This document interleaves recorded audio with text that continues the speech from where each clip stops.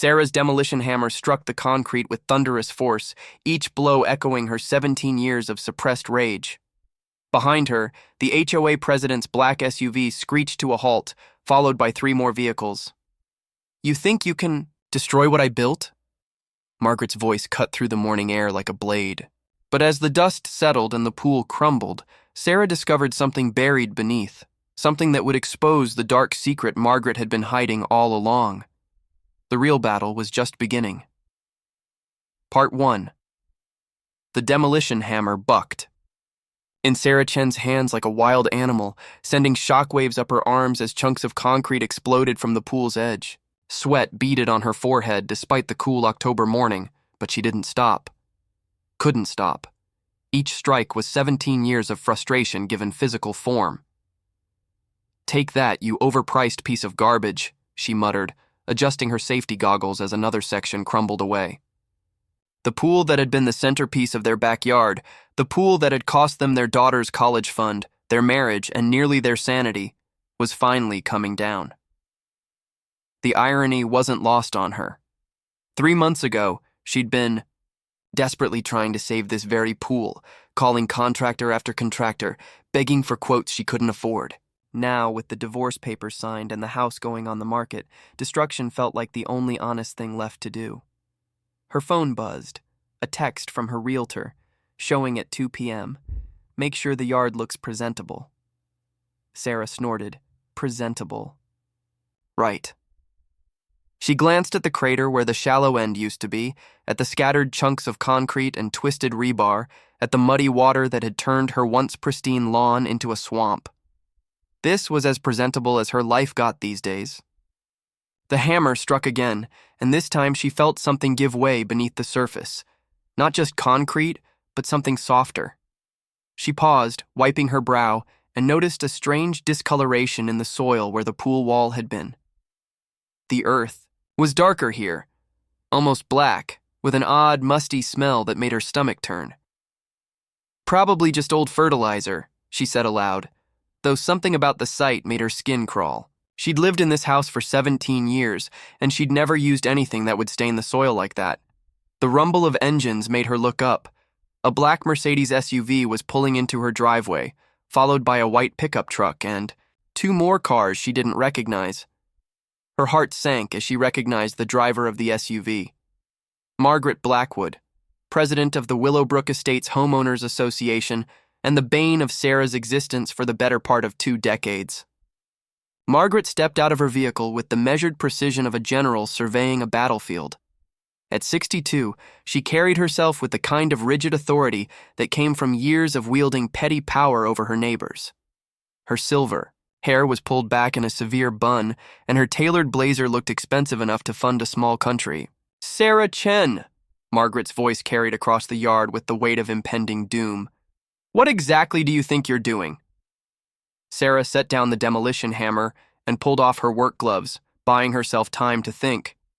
She'd known this confrontation was coming, had been dreading it, honestly, but she'd hoped to finish the job before Margaret found out. "Good morning to you too, Margaret. I'm renovating my backyard." "Renovating?" Margaret's laugh was sharp and humorless. "You're destroying community property." "Community property?" Sarah's voice rose despite her efforts to stay calm. "This is my pool, on my land, that I paid for with my money. That pool was installed according to community standards and approved by the Architectural Review Board. You cannot simply tear it down without proper permits and board approval." Margaret gestured to the men climbing out of the other vehicles. "Fortunately, I've brought some help to ensure this vandalism stops immediately." Sarah's eyes swept over Margaret's backup. 2 men in security uniforms, a third in a suit who looked like a lawyer, and a fourth with a camera who was already taking pictures of the destruction. Her throat tightened. This wasn't just Margaret, being her usual controlling self. This was war. "You can't stop me from modifying my own property," Sarah said, but even as the words left her mouth, she knew they sounded more desperate than defiant. "Actually, I can." Margaret pulled out a thick folder from her designer handbag. Section 4.7 of the HOA covenants clearly states that any modifications to community visible features require written approval from the board. That includes pools, Sarah, especially pools that were installed as part of the community's luxury home showcase.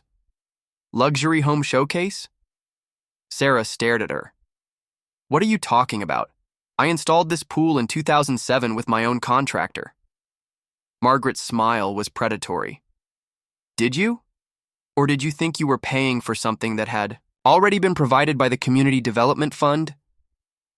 The words hit Sarah like a physical blow. She thought back to 2007, to the whirlwind of paperwork and phone calls, to the contractor who had seemed almost too eager to begin work, to the price that had seemed too good to be true. At the time, she'd been so excited about finally having the pool of her dreams that she hadn't questioned the details too closely.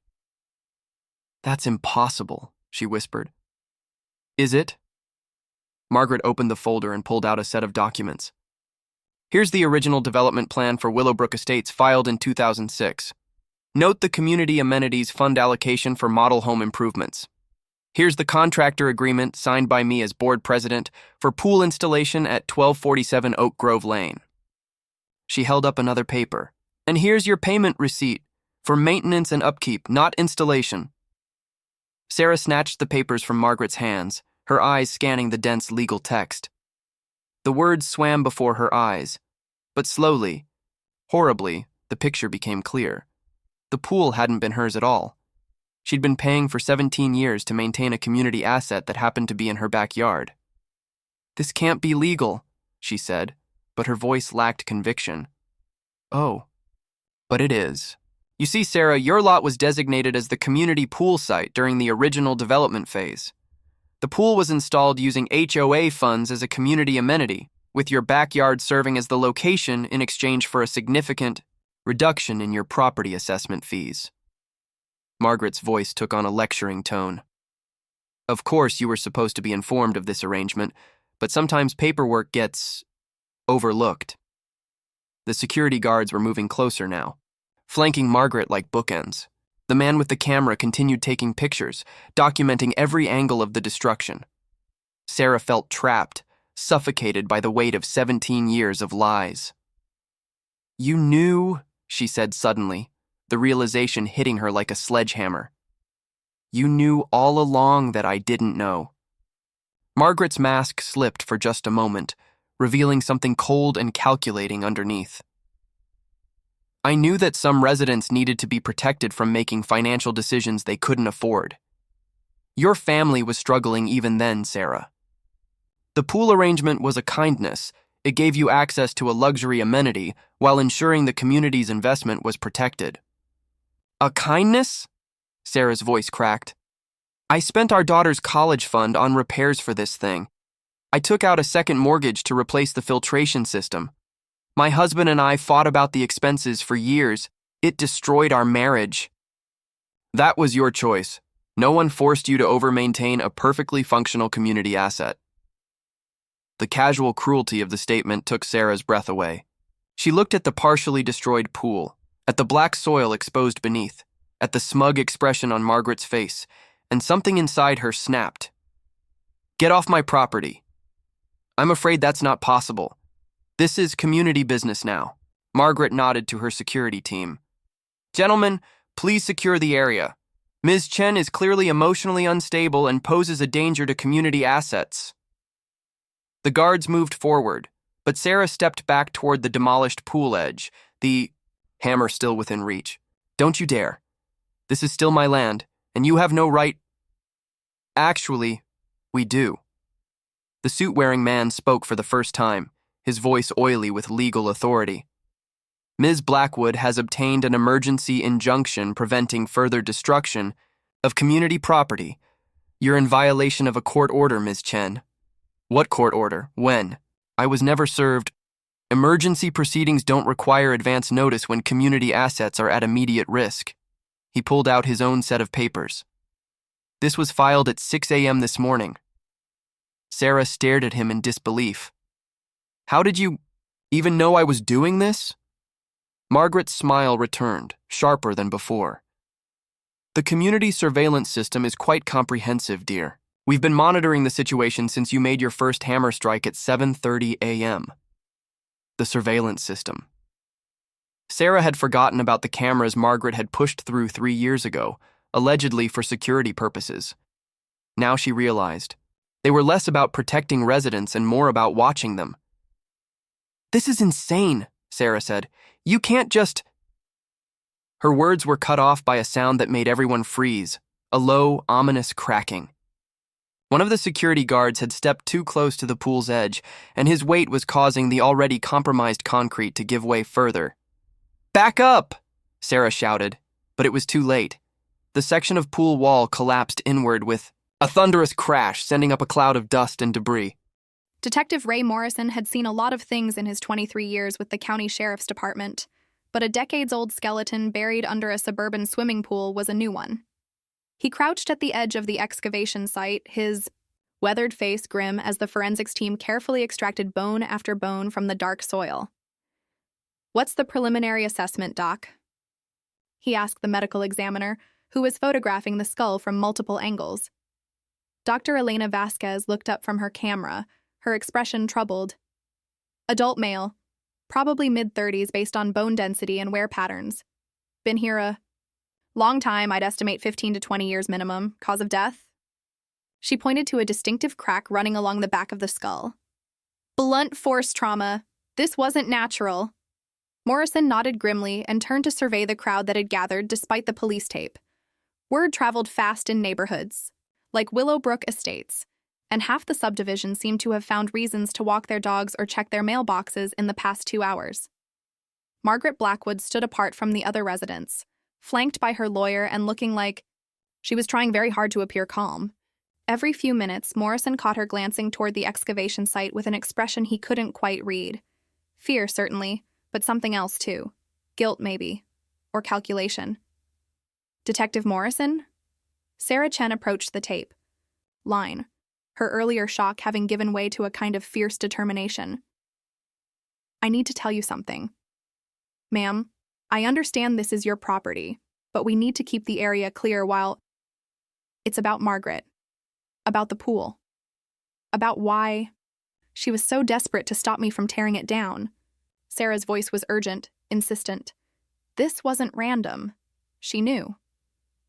Morrison studied Sarah's face. In his experience, homeowners who discovered bodies on their property usually fell into 2 categories: genuinely shocked innocents or guilty parties trying very hard to act innocent.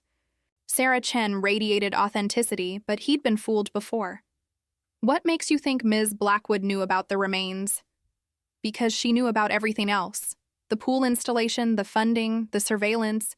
She's been controlling every detail of this neighborhood for decades. And the way she reacted when we saw the bones." Sarah shook her head. "That wasn't surprise, Detective. That was recognition." Before Morrison could respond, a commotion erupted near the street. A news van had arrived, followed quickly by 2 more. Margaret's lawyer was already moving toward them, his phone pressed to his ear, but Morrison could see the damage was done. By evening, this would be leading the local news cycle. "Mrs. Chen," Morrison said quietly, "I'm going to need you to come down to the station to give a formal statement, and I want you to bring any documentation you have about the pool installation. Contracts, receipts, correspondence, everything." "Of course, but Detective, there's something else." Sarah glanced around, then stepped closer to the tape. "When I was demolishing the pool this morning, I noticed something strange about the soil. It wasn't just discolored, it had this smell like..." She paused, struggling for the right words. "Like decay. Old decay." Morrison's attention sharpened. "You're saying you could smell the remains?" "Maybe, or maybe something else. But I've been gardening in this yard for 17 years and I've never smelled anything like that before." Dr. Vasquez approached the tape line, pulling off her latex gloves. "Detective, we've got the remains fully exposed now. You need to see this." Morrison followed her back to the excavation site, where the full skeleton lay arranged in the dark soil like some macabre archaeology exhibit. But it wasn't the bones that caught his attention. It was what lay beside them. "Is that a wallet?" he asked. Leather degrades slowly in soil like this, Dr. Vasquez confirmed. We found it positioned where the back pocket would have been. Contents are pretty deteriorated, but... She held up an evidence bag containing what looked like a severely water-damaged driver's license. Morrison squinted at the plastic card. The photo was unrecognizable, but he could make out partial letters on the name field. Vin Har... Kevin, he said. First name's probably Kevin. That's what I'm thinking. Last name looks like it starts with Har. Maybe Harris, Harper, Harrison. Morrison felt a chill run down his spine. Doc, what did you say about the timeline? 15 to 20 years? That's my preliminary estimate, yes. Morrison was already pulling out his phone, scrolling through his contacts. He found the number he was looking for and hit call. Records, this is Janet. Janet, it's Ray Morrison. I need you to run a search for me. Missing persons reports 15 to 25 years back. First name Kevin, last name starting with Hare. Focus on the county first, then expand outward. Give me 10 minutes. While he waited, Morrison walked the perimeter of the excavation site, trying to piece together the logistics. The pool had been installed in 2007, according to Sarah Chen, but the body had been here longer than that, which meant someone had built a swimming pool directly over a grave, either by incredible coincidence or by very deliberate design. His phone buzzed. Morrison. I've got something. Janet's voice was tight with excitement. Kevin Harrison, age 34, reported missing September 15, 2006. Last seen leaving his apartment in downtown Millbrook. Get this, he was a freelance investigative journalist. Morrison's blood turned to ice. What was he investigating? According to the file, he was working on a story about municipal corruption, something about city contracts and kickbacks. Send me everything you have on that case. Already on its way to your email. Morrison hung up and immediately called his sergeant. This was no longer just a cold case homicide. This was potentially a murder committed to silence a journalist. And if Kevin Harrison had been investigating municipal corruption in 2006, right around the time Willowbrook Estates was being developed, Sergeant Walsh, it's Morrison. I need backup at this scene and I need it now. We may be looking at a conspiracy. As he waited for reinforcements, Morrison watched Margaret Blackwood pace near her Mercedes, her phone pressed to her ear. Even from a distance, he could see the tension in her posture, the sharp gestures that suggested she was giving orders rather than receiving them. His phone chimed with an email notification. Janet had sent the Harrison file, and Morrison opened it immediately. Kevin Harrison's photo showed a thin man with intelligent eyes and prematurely gray hair. The missing person report had been filed by his editor at the Millbrook Independent, a weekly paper that had folded in 2009. But it was the investigation notes that made Morrison's hands shake slightly. Harrison had been looking into a series of suspicious city contracts awarded during the early 2000s housing boom. Specifically, he'd been investigating allegations that city council members were taking kickbacks from developers in exchange for fast-tracking permits and bypassing environmental impact studies. One of the developments mentioned in Harrison's notes was Willowbrook Estates. Morrison looked up from his phone to find Margaret Blackwood staring directly at him. For a moment, their eyes met across the crime scene tape, and he saw something in her expression that confirmed his worst suspicions. She knew exactly who was buried in that grave, and she knew why. His phone rang again. Morrison. Detective, this is Captain Brooks. I just got off the phone with the mayor's office. They're very concerned about the media attention this case is generating. Captain, we've got a dead journalist who was investigating municipal corruption, which is exactly why we need to handle this carefully. I'm assigning Detective Rivers as your partner on this case, and I want daily briefings until we know what we're dealing with. Morrison understood the subtext. Political pressure was already being applied, which meant powerful people were nervous about what Kevin Harrison's remains might reveal. But it also meant Morrison was running out of time to follow the evidence wherever it led. Captain, I need to interview Margaret Blackwood immediately. She's been acting suspicious since the was you saw I moment we found the body. Interview her, yes, but remember, Detective, she's a pillar of this community. She sits on 3 charity boards and has been HOA president for over a decade. We can't afford to alienate someone of her standing without solid evidence. The line went dead, leaving Morrison staring at his phone in frustration. In his experience, the more standing someone had in the community, the more they usually had to hide. Dr. Vasquez appeared at his elbow. "Detective, we found something else." She led him back to the excavation site, where one of the forensics techs was carefully brushing soil away from something metallic near the skeleton's ribcage. "Looks like a recording device," the tech said. "Old-school mini-cassette recorder, the kind journalists used before everything went digital." Morrison felt his pulse quicken. "Any chance the tape inside is still intact?"